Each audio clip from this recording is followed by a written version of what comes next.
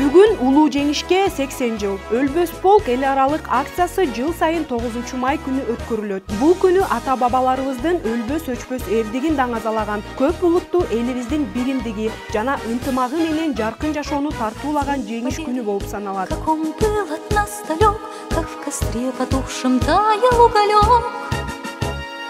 Были версты обгорелые в пыли, этот день мы приближали как могли.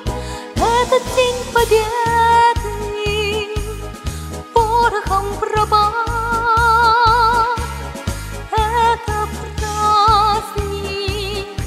Бүгүн 9 май улуу жеңиш күнүндө Кыргызстан боюнча сатка айланган Өлбөс полк жүрүшү өтүп жатат. Өлбөс полк жүрүшү бүгүн миңдеген адамдардын катышуусунда өткөрүлүүдө. День победы, день победы, день победы.